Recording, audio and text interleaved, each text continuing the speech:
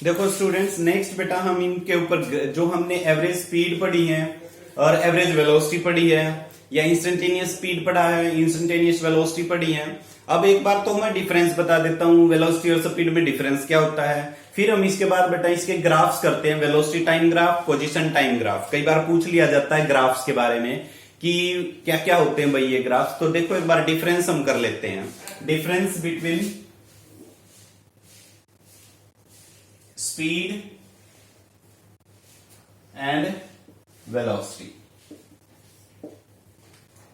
देख लो स्पीड और वेलोसिटी में क्या आपका डिफरेंस रहेगा।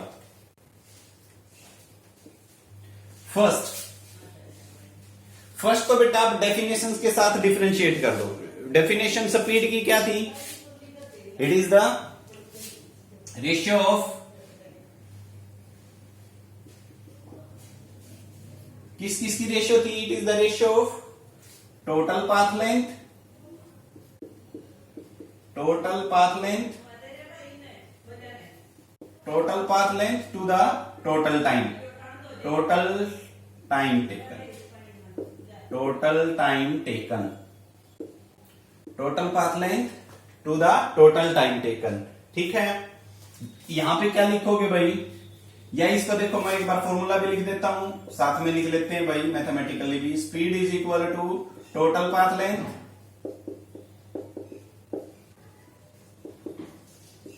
To the total time taken, तो या total interval, total time taken.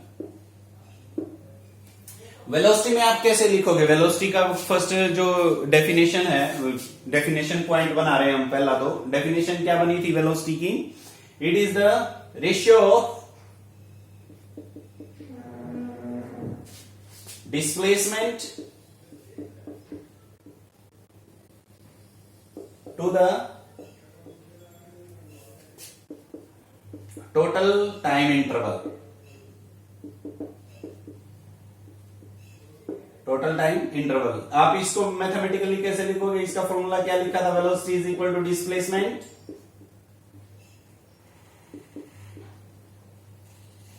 To the time interval, total जो भी है टाइम इंटरवल, ये हमने इनको डिफाइन किया। पहला पॉइंट हो गया डिफरेंस का क्लियर। दूसरा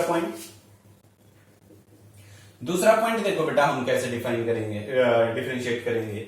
दूसरा पॉइंट ये है कि जो स्पीड है, स्पीड एक आपकी स्केलर क्वांटिटी है। देखो टाइप ऑफ क्वांटिटी हम कर चुके हैं, स्केलर और वेक्टर। स्केलर क्या होती है, वेक्टर क्या होती है? स्केलर होती है जिसके पास केवल मैग्नीट्यूड होता है, और वेक्टर क्या होती है? दोनों होते हैं, magnitude as well as direction. तो स्पीड है जो, it is a scalar quantity, it is a scalar quantity.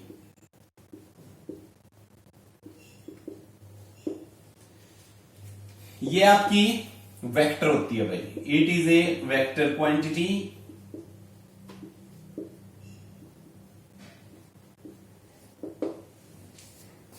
Third point difference का क्या पूछ लिया जाता है? जो स्पीड होती है, स्पीड हमेशा ही पॉजिटिव होती है। Speed is always positive, speed is always positive. जबकि वेलोसिटी आपकी नेगेटिव भी हो सकती है, पॉजिटिव भी हो सकती है और जीरो भी हो सकती है। तो आप जीरो को तो खैर छोड़ दो, मैं ये लिख दूंगा इट कैन बी पॉजिटिव और negative, it can be positive and negative.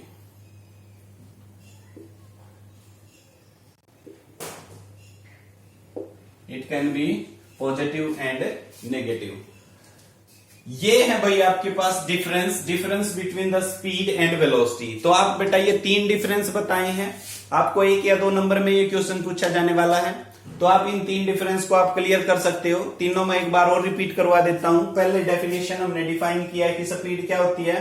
Time taken to the total path length to the time taken. Velocity को हम कैसे डिफाइन करेंगे? Displacement by time interval. ये स्केलर क्वांटिटी होती है, ये वेक्टर होती है, और ये पॉजिटिव हो सकती, ऑलवेज पॉजिटिव होती है, पॉजिटिव भी हो सकती है और नेगेटिव भी हो सकती है। क्लियर हो गए?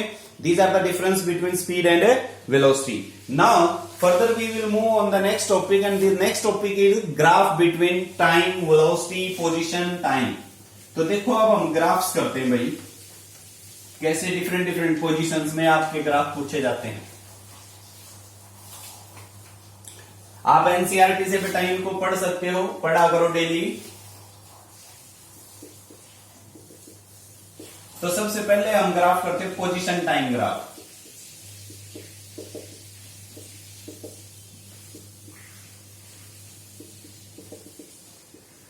Position time graph. अब मैं केस बनाता हूं आपसे, केस बना के पूछते हैं बिल्कुल। If any object is at rest,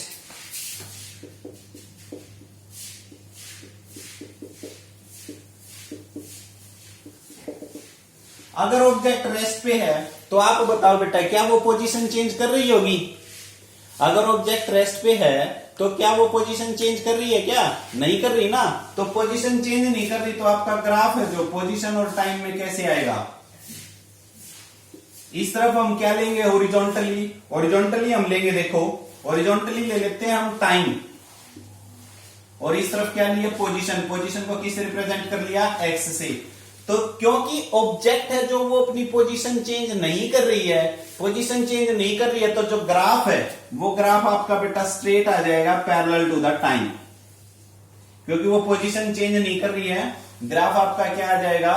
straight. देखो टाइम डिफरेंट डिफरेंट टाइम है, यहां पे ये टाइम t1 लिया, यहां पे ये टाइम t2 लिया, यहां पे ये टाइम t3 लिया, 3 टाइम ले लिए। इन तीनों टाइम के ऊपर पोजीशन क्या है? x है। इस t1 के ऊपर भी x, t2 के ऊपर भी x और t3 के ऊपर भी x। तो इसका मतलब जो ये पोजीशन है वो पोजीशन क्या नहीं हो रही है? चेंज नहीं हो रही है। पोजीशन चेंज नहीं हो रही है तो इसका मतलब ऑब्जेक्ट किस पे है? रेस्ट पे। रेस्ट पे कब कहते हैं? जब ऑब्जेक्ट आपकी क्या हो? पोजीशन चेंज नहीं करती, तभी तो हम रेस्ट पे कहते हैं ना। ये हो गया पहला केस। दूसरा case, when object moving with uniform speed. अब देखो स्पीड से, यूनिफॉर्मली स्पीड से जब मूव करे तो ग्राफ कैसे बने? यूनिफॉर्मली स्पीड से मूव करे तो इसका ग्राफ बेटा मैं चलो यहां बना देता हूं, नीचे बन जाएगा।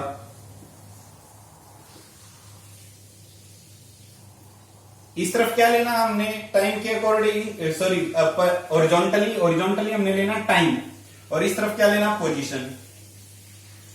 जब यूनिफॉर्मली चलेगी तो यूनिफॉर्मली में बेटा स्पीड का जो फॉर्मूला होता है, स्पीड होता है वो dx/dt, यानी कि टाइम के साथ वो सेम डिस्टेंस कवर अप करती चलेगी, टाइम के साथ सेम डिस्टेंस कवर अप करती चलेगी। यानी कि dx/dt की जो रेशियो है वो क्या रहेगी? हमेशा सेम। तभी तो हम स्पीड को क्या बोलते हैं? यूनिफॉर्मली। यूनिफॉर्म स्पीड से जाएगा तो हमेशा ही ग्राफ आपका कैसा जाएगा? ओरिजन से और स्ट्रेट लाइन, ओरिजन से और स्ट्रेट लाइन। ये ग्राफ आ जाएगा when the object moving with uniform speed. याद रखने बेटा ये, when the object moving with uniform speed, when the object is at rest. Clear होगी?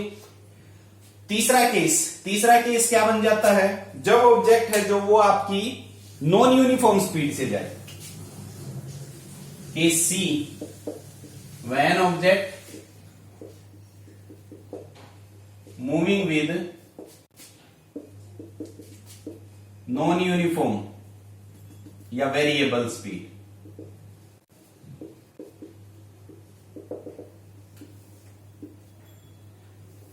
तो x के अलोंग हमने क्या लेना है? t, और इसके अलोंग लेना है x। तो जैसे वो हमने पहले एक ग्राफ ड्रॉ किया था बेटा कार वाला, कार का बिल्कुल सेम इसी वे से जाना है। इस तरीके से आप ड्रॉ कर देंगे, ये ग्राफ आपका बन जाएगा नॉन यूनिफॉर्म स्पीड के साथ। इस तरीके से तो ये नॉन यूनिफॉर्म स्पीड का ग्राफ हो जाएगा, यूनिफॉर्म स्पीड का ग्राफ, और ये जब ऑब्जेक्ट किस पे थी? रेस्ट में। तो तीनों ग्राफ आपने सीखे हैं। अब हम बढ़ते हैं बेटा, ये तो थे कौन से ग्राफ? पोजीशन और टाइम ग्राफ। अब कर लेते हैं वेलोसिटी और टाइम ग्राफ। वेलोसिटी और टाइम ग्राफ। ये ग्राफ आपकी नोटबुक में होने चाहिए बेटा, ग्राफ बनाने हैं आपने, क्योंकि ये ग्राफ आपके पूछे जाते हैं कॉम्पिटिशन्स में भी और आपके टेस्टों में भी पूछे जाएंगे। तो अब नेक्स्ट है जो वो है velocity time graph.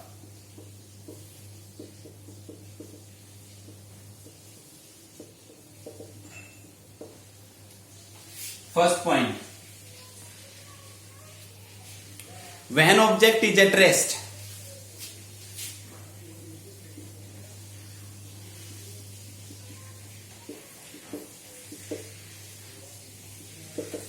When object is at rest. अच्छा अब ये बताओ भाई, जब ऑब्जेक्ट रेस्ट पे है, रेस्ट पे तो उसकी वेलोसिटी कितनी होगी, जीरो होगी ना। अगर ऑब्जेक्ट रेस्ट पे है तो वेलोसिटी कितनी होगी, जीरो। तो ये टी है। अब यहां पे क्या लेनी है, वेलोसिटी। वर्टिकल एक्सिस में क्या लेनी है, वेलोसिटी। अब ऑब्जेक्ट रेस्ट पे है तो वेलोसिटी जीरो, वेलोसिटी जीरो। तो इसका मतलब आपका जो ग्राफ है बेटा, वो ग्राफ कहां आएगा, देखो ये बना रहा हूं मैं, टाइम पीरियड के ऊपर आएगा, यानी कि टाइम वाले ग्राफ के ऊपर से आपने ड्रॉ कर देना है। ऐसे दिखाई दे रहा होगा मेरे ख्याल में। तो ये ग्राफ बन जाएगा along the x axis, along the x axis, क्योंकि वेलोसिटी की वैल्यू तो जीरो है ना। और वेलोसिटी की वैल्यू जीरो कहां होगी, जहां पे टी की वैल्यू चेंज होगी, यानी कि टी एक्सिस के ऊपर, टी एक्सिस के ऊपर वेलोसिटी की वैल्यू क्या हो जाएगी, zero. Next, when object moving with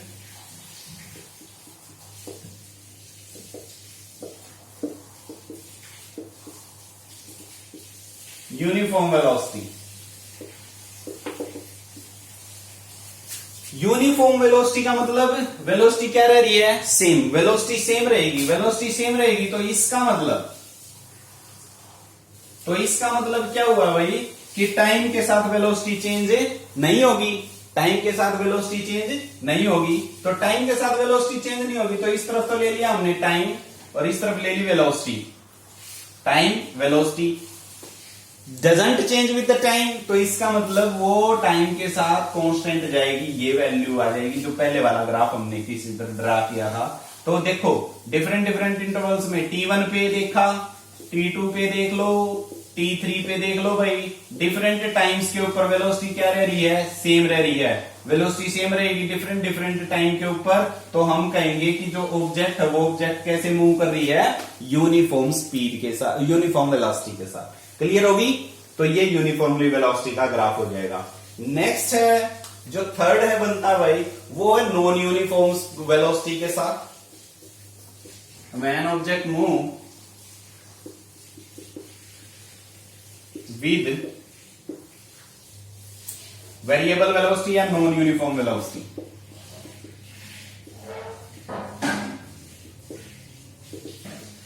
अब नॉन यूनिफॉर्म में है ना बेटा, दो केस बन जाते हैं।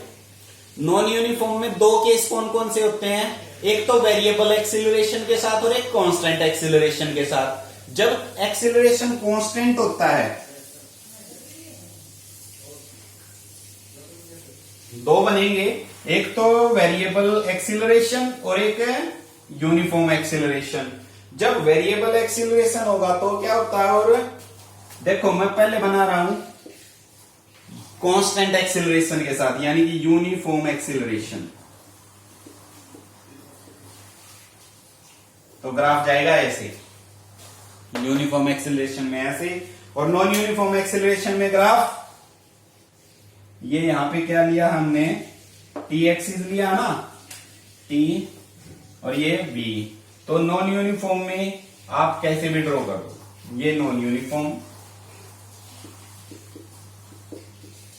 यूनिफॉर्म एक्सीलरेशन और ये एक्सीलरेशन। ठीक है, तो ये ग्राफ्स बनते हैं बेटा। ग्राफ्स आपके बिल्कुल ध्यान रखने में, एक बार और बता देता हूं velocity time graph. Velocity time graph में जब ऑब्जेक्ट रेस्ट पे होती है तो वेलोसिटी की वैल्यू जीरो हो गई, तो अलोंग द टी एक्सिस आ जाएगा।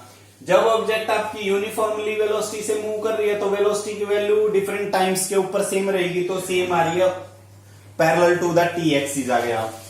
जब ऑब्जेक्ट आपका नॉन यूनिफॉर्म वेलोसिटी से चलेगा तो नॉन यूनिफॉर्म वेलोसिटी में बेटा इसका मतलब आपका है जो वो एक्सीलरेशन भी हो सकता है, डी एक्सीलरेशन भी हो सकता है, एक्सीलरेशन सेम भी हो सकता है, एक्सीलरेशन चेंज भी हो सकता है। कई केस बनते हैं इसमें, तो वो केस मैं फर्दर आगे मूव करता रहूंगा, चेंज आपके क्वेश्चन वाइज डिस्कस होते रहेंगे। जब आपके ऑब्जेक्ट के साथ यूनिफॉर्म एक्सीलरेशन होगा तो आपका ग्राफ बनेगा कुछ ऐसे, यानी कि सेम टाइम में सेम वेलोसिटी चेंज होती चली जाएगी, सेम टाइम में सेम वेलोसिटी चेंज होती चली जाएगी। और नॉन यूनिफॉर्म की बात करें तो नॉन यूनिफॉर्म एक्सेलरेशन में देखो यहां से तो एक्सेलरेशन पॉजिटिव रहा, ये नेगेटिव एक्सेलरेशन आ गया, फिर पॉजिटिव एक्सेलरेशन आ गया। तो इसका मतलब यहाँ पे एक्सेलरेशन की वैल्यू क्या हो रही है, चेंज। एक बात और ध्यान रखना, ये नोट कर लो कहीं ना कहीं, जरूर इंपॉर्टेंट पॉइंट है ये कि हमेशा ही वेलोसिटी टाइम ग्राफ, हमेशा ही वेलोसिटी टाइम ग्राफ का जो स्लोप है, स्लोप वो क्या देगा, एक्सीलरेशन को ही रिप्रेजेंट करता है। ये नोट करो बेटा कहीं नोटबुक में, वेलोसिटी टाइम ग्राफ का जो स्लोप है, slope of the velocity time graph always represent acceleration and the slope of the position time graph वो हमेशा ही रिप्रेजेंट करता है वेलोसिटी को।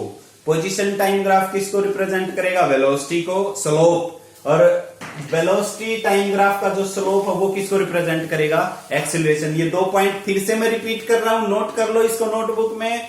The slope of position time graph represent velocity, the slope of velocity time graph represent acceleration. In points का मैं use करवाऊंगा बेटा आगे, ठीक है। इन पॉइंट्स के साथ हम आज का लेक्चर एंड करते हैं। इतना करोगे बेटा, ग्राफ्स को अच्छे से पढ़ोगे। उम्मीद करता हूं आप अच्छे से घर पे स्टडी कर रहे हो। और बेटा काफी अच्छा टाइम मिला हुआ है, आप 2 या 3 किताबें लेके बैठो। जो भी हमने एनसीईआरटी तो आप बिल्कुल लाइन टू लाइन पढ़ो, क्या दे रखा, कहां पे कोई डाउट आती है तो पूछें। प्रदीप की मैक्सिमम क्वेश्चंस और मैक्सिमम एक्सरसाइज आप प्रदीप से सोल्व करो बेटा। और 11th क्लास को हल्के से मत लो, 11th क्लास की जो फिजिक्स है वेरी वेरी इंपॉर्टेंट है। आगे किसी बच्चे को अगर कंपटीशन क्रैक करने की अगर कोशिश है किसी की, तो 11th क्लास की फिजिक्स को बिल्कुल अच्छे से सोल्व करो बेटा, सारे क्वेश्चंस, ठीक है। Thank you, have a nice day.